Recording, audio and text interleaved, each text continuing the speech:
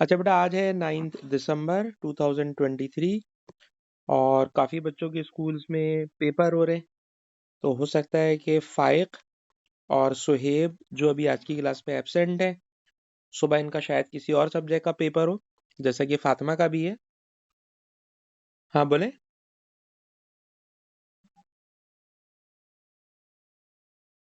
अच्छा अच्छा अच्छा अच्छा अच्छा।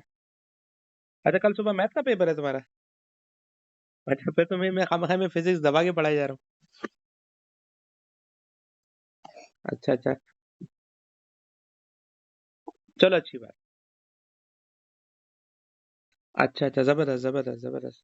चलिए फिर आज की क्लास को हम शुरू कर लेते हैं और इन बच्चों के लिए रिकॉर्डिंग कर रहे हैं, ताकि अगर उनको ये जो आज की क्लास मिस हुई है, इसको ये बाद में देख सके। ठीक है बेटा? तो आप सारे बच्चों के लिए मैं रिकॉर्डिंग कर रहा हूँ जो बच्चे आज की क्लास में नहीं है।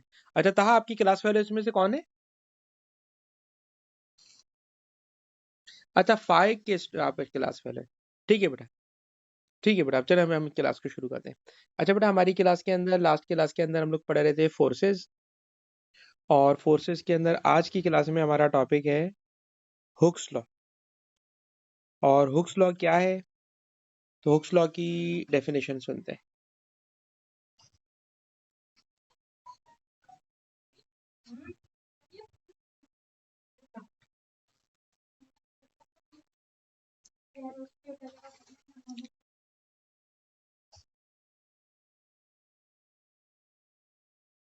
ठीक है बेटा, स्टार्ट कर रहे हैं हुक्स लॉ। हुक्स लॉ बेटा ये है कि फॉर एग्जांपल ये एक स्प्रिंग है, ये स्प्रिंग है, ये स्प्रिंग बेटा हैंग हुआ हुआ है। इस स्प्रिंग के दूसरे एंड पर मैंने एक लोड हैंग कर दिया। बेटा जो मैं लोड हैंग करूंगा ना, ये लोड काम करेगा ऐसा एज अ फोर्स, और इस फोर्स की वजह से इस स्प्रिंग की लेंथ इंक्रीज हो जाएगी। बताइए बेटा, लेंथ इंक्रीज हो जाना, it is called extension. Length increase हो जाना, इट इज कॉल्ड एक्सटेंशन। अच्छा बेटा, मैं चाय भी पी रहा हूँ, इसलिए हो सकता है शुरू के 5 मिनट के अंदर आपको मेरी क्लास के अंदर बोलने में थोड़ा थोड़ा सा गैप लगे।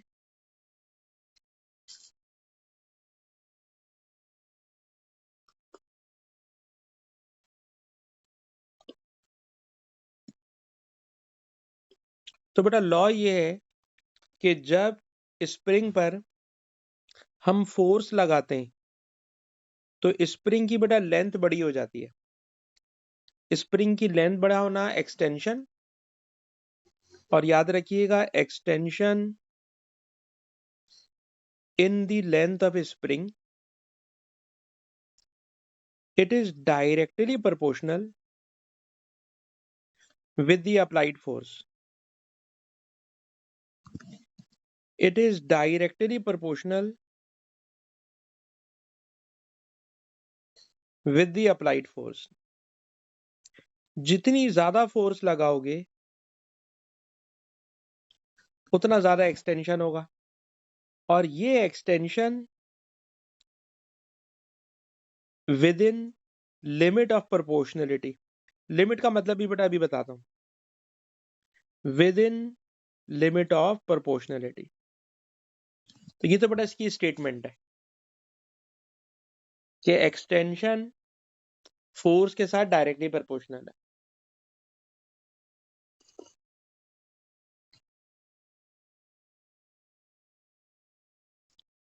इसको बेटा मैथमेटिकली लिखूं तो फोर्स एक्सटेंशन के साथ डायरेक्टली प्रोपोर्शनल, और प्रोपोर्शनलिटी हटाऊंगा तो कांस्टेंट, इस के का नाम स्प्रिंग कांस्टेंट, इस के का नाम स्प्रिंग कांस्टेंट। तो it is called Hooke's law. अच्छा बेटा, हुक्स लॉ में फॉर एग्जांपल किसी ऑब्जेक्ट के ऊपर आपने फोर्स लगाई 20 न्यूटन, एक्सटेंशन हो गई 50। आपने फोर्स लगाई 40 न्यूटन, एक्सटेंशन हो गई 100। ठीक है जनाब? अच्छा, मैं एक्सपेक्ट कर रहा हूं कि इसके बाद भी अगर मैं फोर्स लगाऊंगा तो एक्सटेंशन बिल्कुल इसी तरह होगा, लेकिन प्रैक्टिकली ऐसा नहीं होता। हम फोर्स लगाते रहते हैं, एक्सटेंशन आती रहती है, लेकिन एक सर्टेन पॉइंट के बाद जब हम फर्दर फोर्स लगाते हैं तो एक्सटेंशन ज्यादा होने लगती है। तो जहां तक ग्राफ स्ट्रेट लाइन है, जहां तक एक्सटेंशन फोर्स के साथ सेम रेशो में इंक्रीज हो रही है, it is called limit of proportionality. तो इस ग्राफ के ऊपर ये वाला पॉइंट लिमिट ऑफ प्रोपोर्शनैलिटी है। लेकिन इस क्वेश्चन में उन्होंने बताया है कि 120 न्यूटन की फोर्स, 64 मिलीमीटर का एक्सटेंशन। तो चले हम इनकी बात मान लेते हैं, ये तो हमने अपने पास से नंबर लिए थे ना बेटा। अगर फोर्स है 120, 120 कहाँ होगा सर? ये 110, ये 120, और इस 120 पर ये 64। तो बेटा ये वाला जो पॉइंट है, क्वेश्चन में बता रहे हैं यहां तक हुक्स लॉ ओबे हो रहा है, और जहां तक हुक्स लॉ ओबे होता है, this point is called limit of proportionality.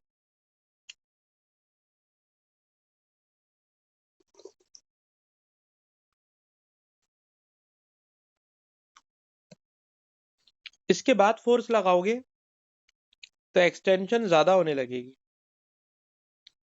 और ज्यादा होने लगेगी तो ग्राफ जो होगा वो स्ट्रेट लाइन के बजाय कर्व हो जाएगा। सवाल, स्प्रिंग कांस्टेंट कैलकुलेट करें। तो बेटा याद रखिएगा, अगर मैं इस ग्राफ का ग्रेडियंट कैलकुलेट कर लूं तो स्प्रिंग कांस्टेंट आ जाएगा। पर ओ लेवल के स्टैंडर्ड पर इतनी मुश्किल बातें मुझे नहीं करना चाहिए। सीधी सी बात है, F इक्वल टू के एक्स, जब मैं फोर्स लगाऊंगा 120, एक्सटेंशन होगा 64, तो फोर्स की जगह बेटा 120 लिख दिया,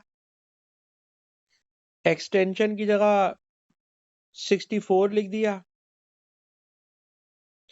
और बेटा जब के को सब्जेक्ट बनाओगे तो कोई बच्चा बेटा मुझको डिवाइड करके बता दे क्या आ रहा है।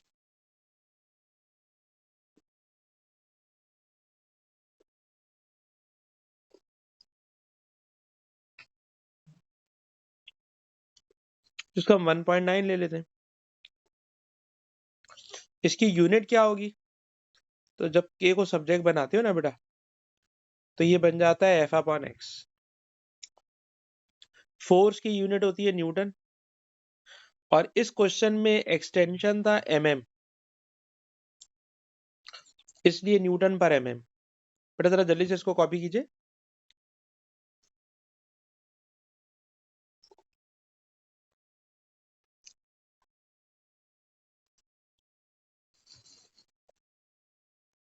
फिर इसी क्वेश्चन में कह रहे हैं कि एक स्टूडेंट है, उसने इसी स्प्रिंग को लेके स्प्रिंग बैलेंस बनाया, और उस स्प्रिंग बैलेंस में मैक्सिमम रीडिंग 150 तक की उसने डाल दी।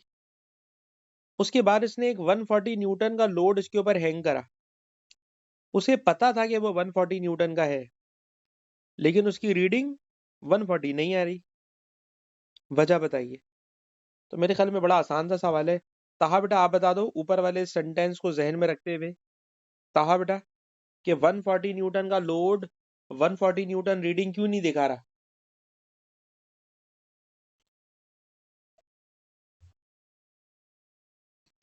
सही बात है सर, जो स्प्रिंग है ना, वो स्प्रिंग ओबे कर रहा है Hooke's law up to 120 newton. Question में ऊपर दिया हुआ है 120 तक कर सकता है, तो अप टू 120 न्यूटन, दस 140 Newton beyond limit of proportionality. तो 140 न्यूटन लिमिट ऑफ प्रोपोर्शनैलिटी से बियॉन्ड है। ठीक है जी। अभी हम हुक्स लॉ के सवाल देख सकेंगे आज। फिर एक और सवाल देखिए बेटा, क्वेश्चन नंबर 5। क्वेश्चन नंबर 5 में कह रहे हैं कि ए से लेकर बी तक स्प्रिंग हुक्स लॉ को ओबे कर रहा है। सर ओबे कर रहा है हुक्स लॉ को, तो स्ट्रेट लाइन बना दे। ए से बी तक हुक्स लॉ ओबे कर रहा है, स्ट्रेट लाइन बना दे। कह रहे हैं बी का नाम बताएं। सर बी का नाम होता है, मैं पूरी स्पेलिंग नहीं लिख रहा, but it is limit of proportionality. उसके बाद क्वेश्चन है कि वर्क बताएं।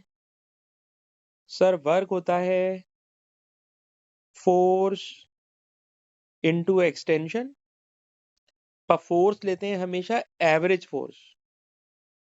एवरेज फोर्स जैसे इसके अंदर भी देखिए, ये 0 है और ये 12 है, तो 0 और 12 का एवरेज 6 न्यूटन। क्वेश्चन में दिया हुआ है कि एवरेज फोर्स 6 न्यूटन है, तो बेटा एवरेज फोर्स 6 न्यूटन और ए से लेकर बी तक जो एक्सटेंशन है इट इज 3 सेंटीमीटर।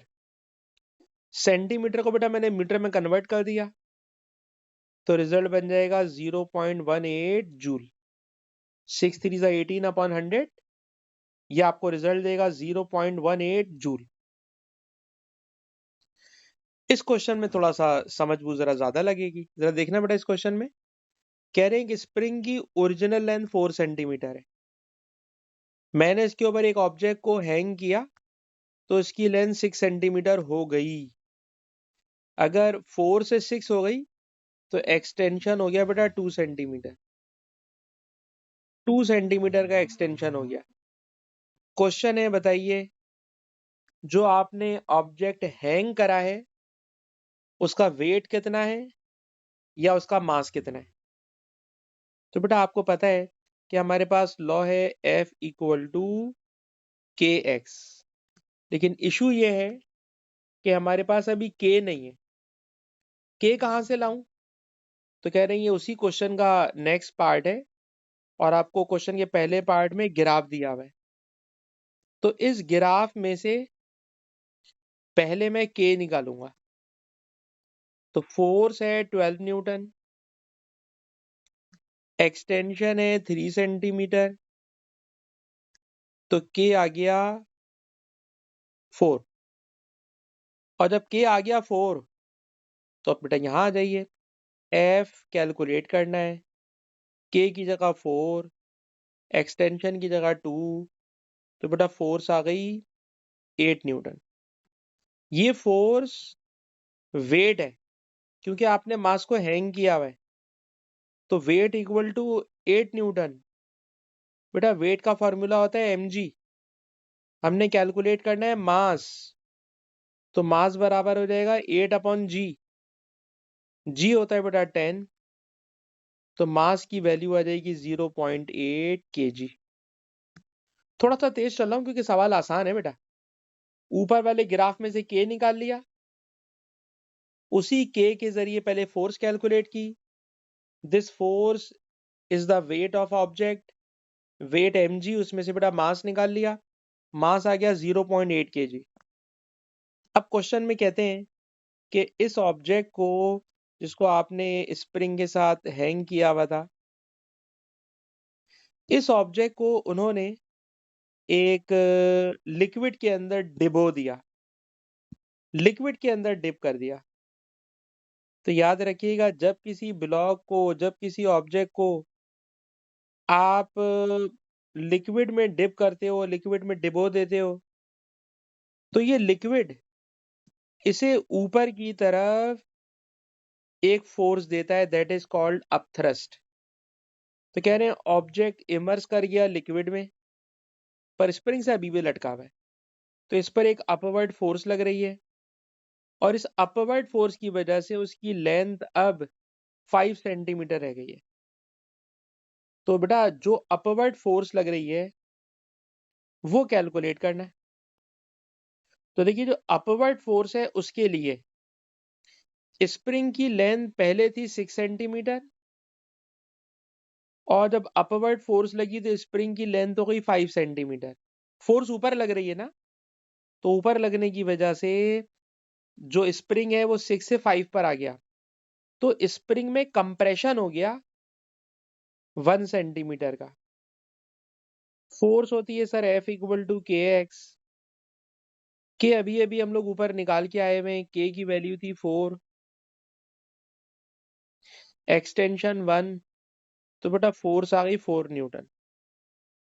तो इस क्वेश्चन में फोर्स, हम लोग वैसे फोर्स को नीचे की तरफ लगवाते हैं, पर इस सवाल में लिक्विड के जरिए फोर्स बेटा ऊपर लगवाई गई, और ऊपर वाली फोर्स ने स्प्रिंग को कंप्रेस कर दिया 1 सेंटीमीटर, इसलिए सिचुएशन हो गई F इक्वल टू 4 न्यूटन। हाँ बेटा बोलिए।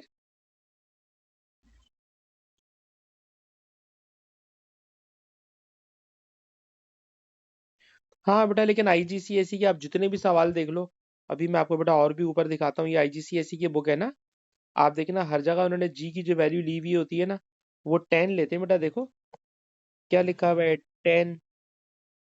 हर जगह आप कहीं भी जाओगे ना, तो आपको जी की वैल्यू सब जगह बेटा 10 ही मिलेगी। तो अगर आपके स्कूल की टीचर ने 9.8 करवाई भी है, तो आप 9.8 से कर लें, लेकिन आप जितने भी मार्किंग स्कीम में बेटा आंसर देखोगे, सब जगह 10 से करा हुआ है उसने। ठीक है बेटा, अगर आप चाह रहे हैं 9.8 से, तो आप 9.8 से करें, हम आपको नहीं रोकेंगे। ए लेवल्स में सारा 9.8 पर है। अच्छा बेटा, हाँ, क्वेश्चन नंबर 6 पर आ जाए। जो आपके स्कूल के टीचर नहीं कराया ना, आप उसको फॉलो कीजिएगा। स्कूल वाले ने 9.8 कराया, आप 9.8 से ही करें, ठीक है ना।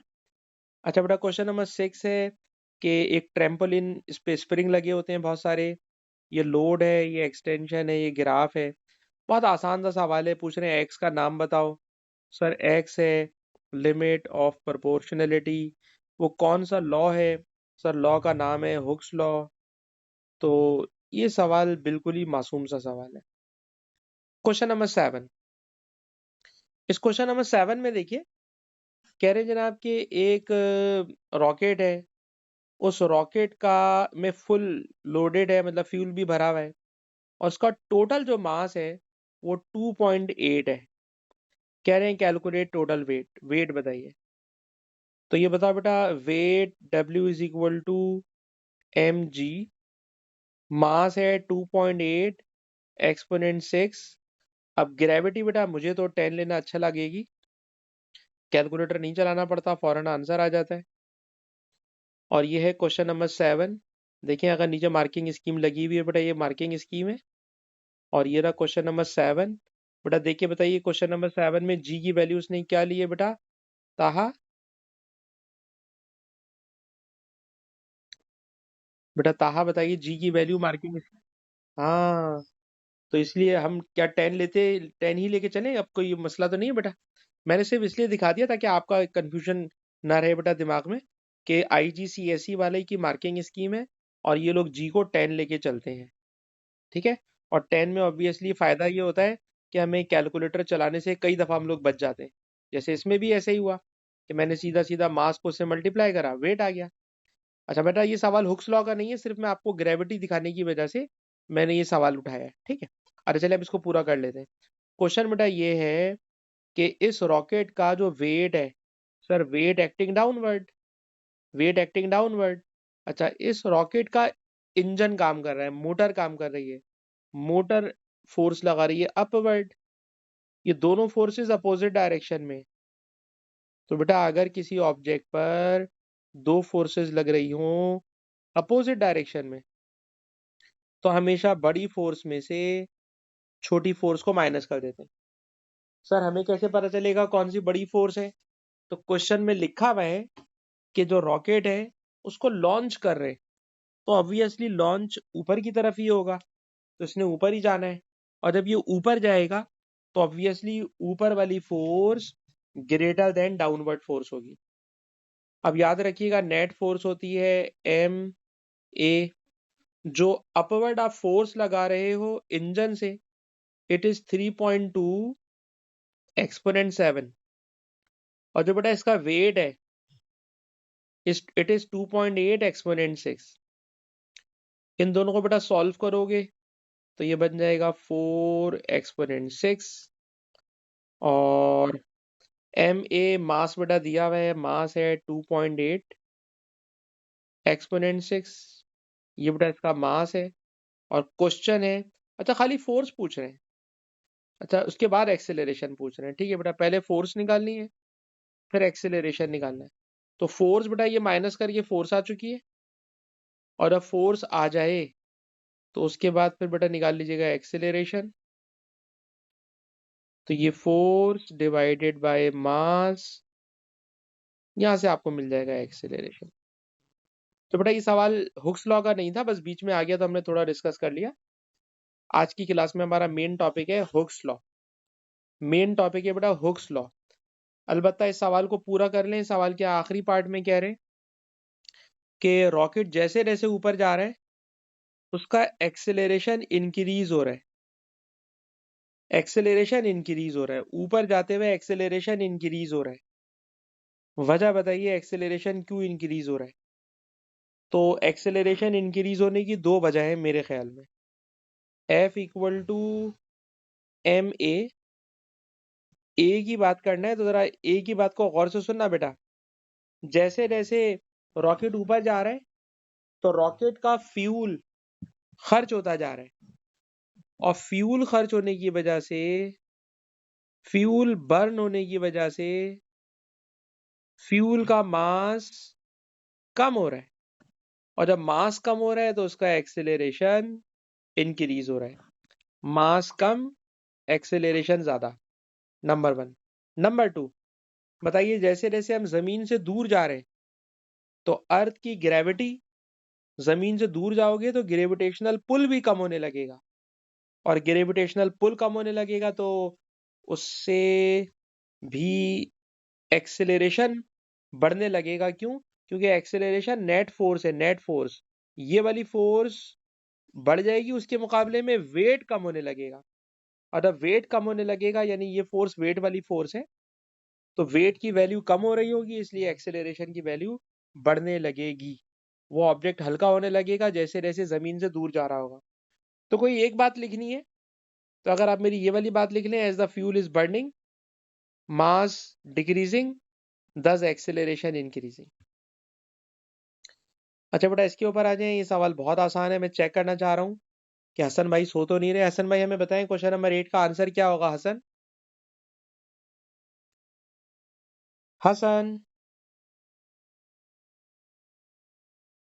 हाँ पढ़ रहे हैं बेटा, हमें आंसर बताइए ना, क्वेश्चन नंबर 8 का आंसर क्या होगा। क्वेश्चन नंबर 8 में 3 बॉक्सेस हैं, बहुत आसान सवाल है। इन 3 में से कौन से बॉक्स को बेटा मैं टिक करूं? बिल्कुल सही बात है, एक्सेलरेशन ऑफ फुल टैंकर कम होगा, क्योंकि जब फुल टैंकर है तो उसका मास ज्यादा है। सर मास ज्यादा है तो उसका एक्सेलरेशन कम होगा। तो बिल्कुल आपने सही लिखा है कि acceleration is equal to F upon M. Mass full होगा, एक्सेलरेशन कम होगा। ठीक है जी, बिल्कुल आप सही जा रहे हैं हमारे साथ। अच्छा बेटा आप जरा जल्दी से नेक्स्ट क्वेश्चन में आ जाए। नेक्स्ट क्वेश्चन ये है कि जो टैंकर रोड पे भाग रहा है तो इसका इंजन लगा रहा है फॉरवर्ड फोर्स, लेकिन रोड पर एयर की रेजिस्टेंस है, फ्रिक्शन है, वगैरह वगैरह। तो बेटा दर हकीकत दो फोर्सेस लग रही हैं इस टैंकर पर। एक फोर्स लग रही है ड्राइविंग फोर्स, जो कि फॉरवर्ड लग रही है, और एक है रेजिस्टिव फोर्स जो उसको रोक रही है। तो बेटा जो ड्राइविंग फोर्स है इट इज 6000, और जो रेजिस्टिव फोर्स है इट इज 2000। लेफ्ट हैंड पे लिखी हुई है नेट फोर्स। नेट फोर्स होती है बेटा एम ए मैंने कैलकुलेट करना है। मास कहां से लाऊं? तो ताहा बेटा तुम मुझे बताओ मास कहां से लेकर आऊं?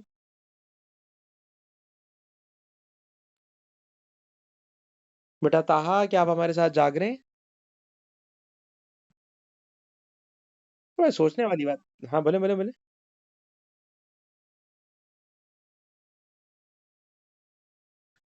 कौन सा फार्मूला? फार्मूला तो बताएं। सर क्वेश्चन में वेट दिया हुआ है, वेट है mg।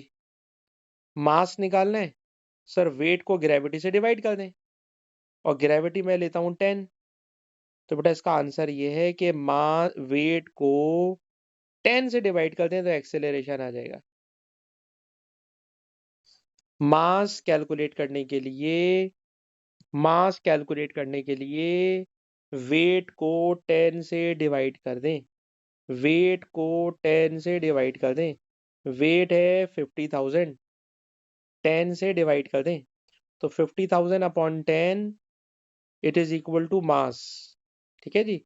और जब आप इसको सिंप्लीफाई कर लेते हो तो 0 से 0 कैंसिल, तो बेटा एक्सेलरेशन आ जाएगा 4,000 अपॉन 5,000। सॉल्व करोगे तो आंसर आ जाएगा। अच्छा बेटा और आगे चलिए। क्वेश्चन नंबर 9 अभी ना करें, क्वेश्चन नंबर 9 बहुत ही खौफनाक है। Again Hooke's law. Hooke's law क्या है? हाँ बेटा, ताहा हुक्स लॉ की बेटा स्टेटमेंट बता दो। What is Hooke's law? Hooke's law क्या चीज है?